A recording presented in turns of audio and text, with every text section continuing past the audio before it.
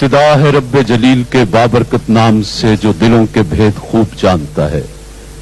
देखती आंखों सुनते कानों आपको शाजिया रहमान और तारिक अजीज का सलाम पहुंचे। आने वाले मुअज़्ज़ज़ मोहतरम मेहमानों को खुश आमदीद।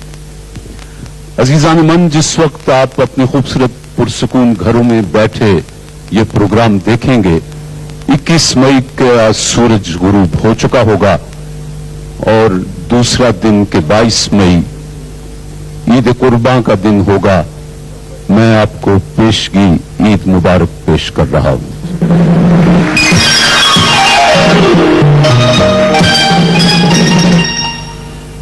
ये ईद हमें सुन्नत इब्राहीमी की याद दिलाती है, एक अजीम कुर्बानी की याद दिलाती है। पाकिस्तान में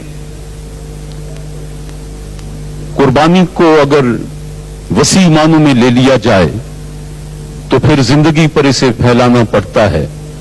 मैं जब अपने गिरदोपेश निगाह डालता हूं तो सब अच्छा नजर आता है, लेकिन जो अच्छा नजर नहीं आता वो ये है कि हम अपने आने वाली नस्ल को, अपनी उन कोंपलों को उस तरह से पर्दाख्त नहीं कर रहे कि कल को ये समरवर दरख्त बन सकें।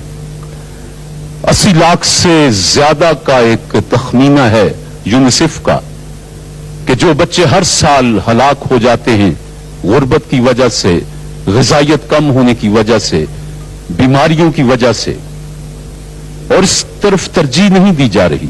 उसकी वजह यह है कि ये सब गरीबों के बच्चे होते हैं, इनके पास वसाइल नहीं होते।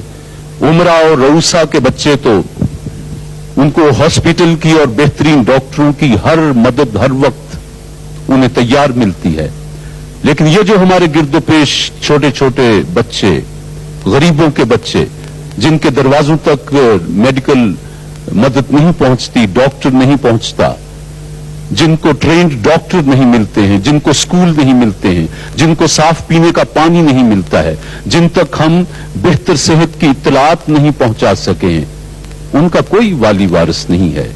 हां, कहने को बहुत कुछ कहा जाता है, लेकिन अमल उस पर कम कम होता है।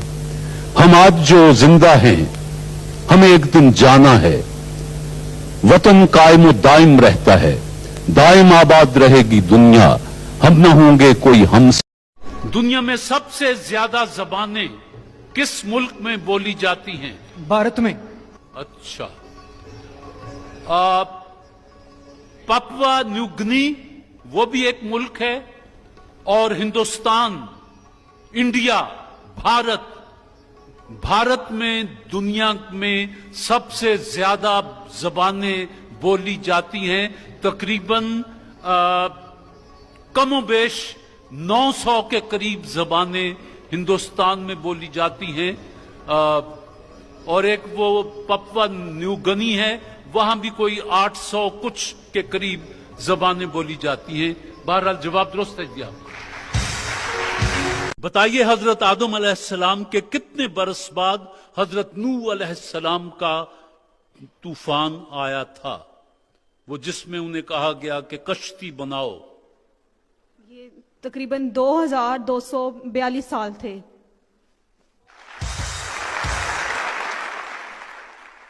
ये जवाब तो आपका दुरुस्त हुआ। उस जानवर का नाम बताएं जो 24 घंटों में सिर्फ 2 घंटे सोता है। चमगादड़। हाथी।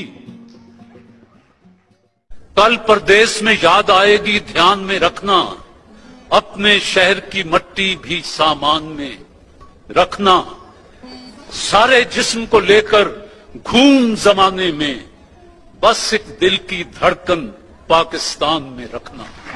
वैसे तो पूरा दीवान ही औलाद की तरह होता है, लेकिन आपको अपना कौन सा शेर पसंद है? कि हम वो स्याह नसीब हैं तारिक के शहर में, खोलें दुकान कफन की तो सब मत न छोड़ दें। ना शैंडलियर, ना कुमकुमे, ना आराइश का सामान, हर तरफ किताबें ही किताबें हैं। ये शैंडलियर और ये वो तो अजायब घरों में होते हैं। मेरा ये ईमान है कि जिस घर में किताब ना हो उस घर में बरकत ही नहीं होती।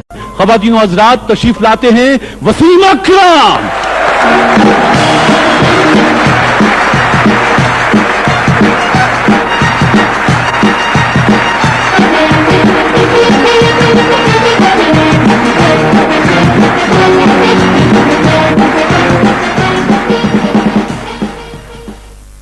वसीम अकरम, आपने देखा कि पाकिस्तान वाले आपके हुनर की वजह से, पाकिस्तान से आपकी मोहब्बत की वजह से कितनी इज्जत वो अपने हीरोज को देते हैं। आपसे दो चार बातें हो जाएं। जरूर जी। ये दिन आपकी जिंदगी के इंतहाई खुशगवार दिन है, कि ये कैसा लग रहा है? काफी डिफरेंट है और काफी अच्छा लग रहा है। गेंद तो आप इतनी तेज करते हैं, बात इतनी थोड़ी करते हैं।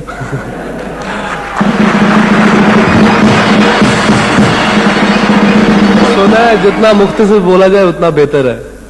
अच्छा, मैं आपको फिर इस तरफ लाता हूं कि पिछले दिनों आपने जिंदगी का एक नया सफर आगाज किया है, तो ये सब इतनी जल्दी कैसे हो गया? क्योंकि हमारे मुल्क में तो फास्ट बॉलर्स की रिवायत है कि वो बहुत देर तक, मेरा मतलब है वो रिवायत सिर्फ एक बंदे ने रखी है जी, वो रिवायत सिर्फ एक इंसान ने रखी है। आई थिंक बाकी फास्ट बॉलर्स ने शादी कर ली है।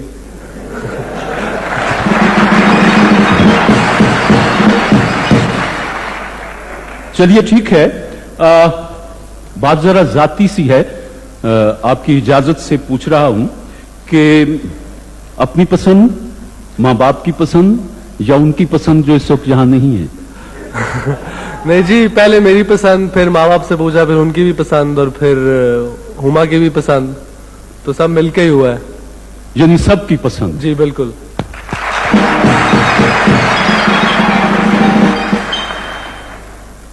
अच्छा वसीम, अब आपकी मोहब्बत बट गई है। पहले सिर्फ क्रिकेट के साथ आपकी कमिटमेंट थी, अब एक नया साथी आपके साथ है। तो कल आप शारजा भी जा रहे हैं, पूरी कौम की दुआएं आपके साथ हैं, तो नताइज की क्या तवक्को रखें? जी, सबसे पहले तो जहां तक मेरा ख्याल है, हम जब भी जीते हैं अपनी कौम की दुआओं से डेफिनेटली फर्क पड़ता है और हम जीते हैं। और जहां तक शारजा का जीतने का ताल्लुक है, मैं एज ए कैप्टन बड़ा कॉन्फिडेंट हूं कि टीम इस वक्त बड़ी अच्छी लग रही है, लड़के काफी रिलैक्स कर रहे हैं और सारे लुकिंग फॉरवर्ड फॉर शारजा के सब कोशिश कर रहे हैं शारजा जाए और वहां जीते, बिकॉज वहां जीतते रहे अभी तक।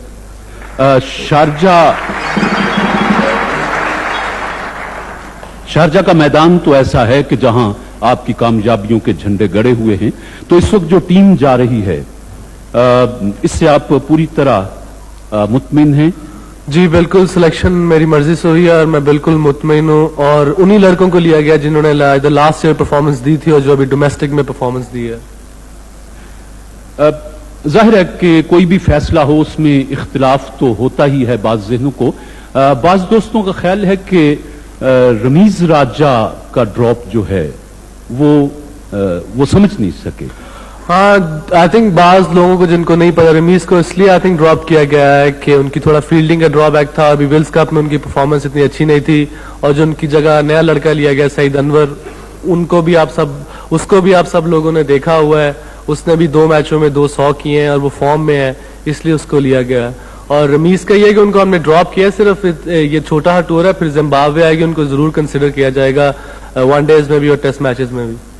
कादिर का कमबैक जो है वो अब पूरी तरह फिट है? हाँ जी, और वो बड़ी खुशी की बात है कि अब्दुल कादिर जैसा बॉलर वापस फिट होके आ गया क्रिकेट में, और पाकिस्तान को वो जिताने में अहम किरदार अदा किया है, और इस दफा मेरा ख्याल है फिर करेंगे। और उन्होंने काफी मेहनत की है कम बैक करने के लिए। वो 2 साल बाद आए हैं और विल्स कप में आते ही सबसे ज्यादा विकेटें हैं उनकी। और आई थिंक एज अ कप्तान मुझे बड़ी खुशी है कि मेरे पास 2 world great bowlers, leg spinners दोनों मेरे पास है, और मैं उनको कभी भी यूज कर सकता हूँ। अच्छा,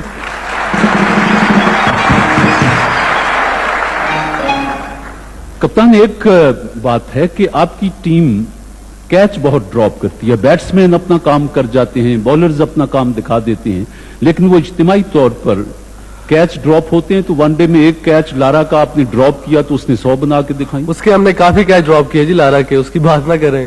और जहां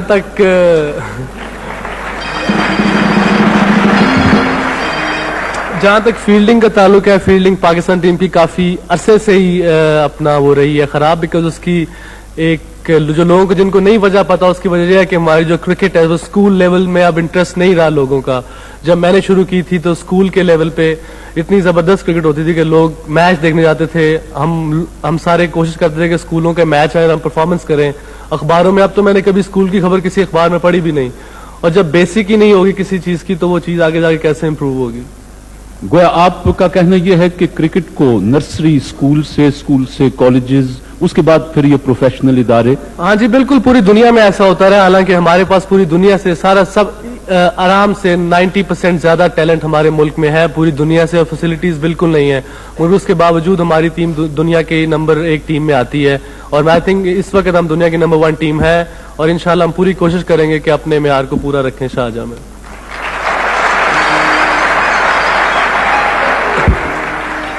کپتان یہ بتائیں کہ ٹیم میں ایسے کتنے کھلاڑی ہیں جو تیسرا رنز لیتے ہوئے خوش ہوتے ہوں؟ کیونکہ اکثر دیکھا ہے کہ 2 رنز لیے تو یوں کہا, اور ابھی گیند کے لیے وقت ہوتا ہے پہنچنے. وہ میرے خیال میں کہ وہ رن آؤٹ ہونے سے ڈرتے ہیں, بیکاز انضمام کافی دفعہ ہو چکا ہے, تو اس لیے وہ اکثر روک دیتا ہے تیسرے کے لیے کہ وہ رن آؤٹ ہی نہ ہو جائے.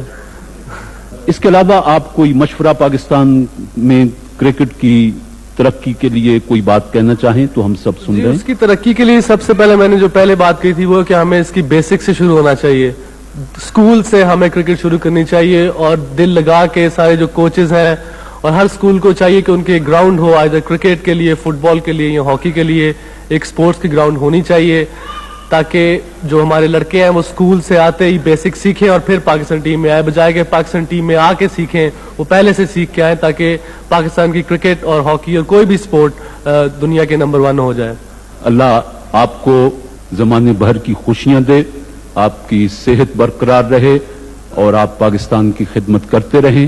آپ شارجہ جا رہے ہیں, پوری قوم کی دعائیں آپ کے ساتھ ہیں.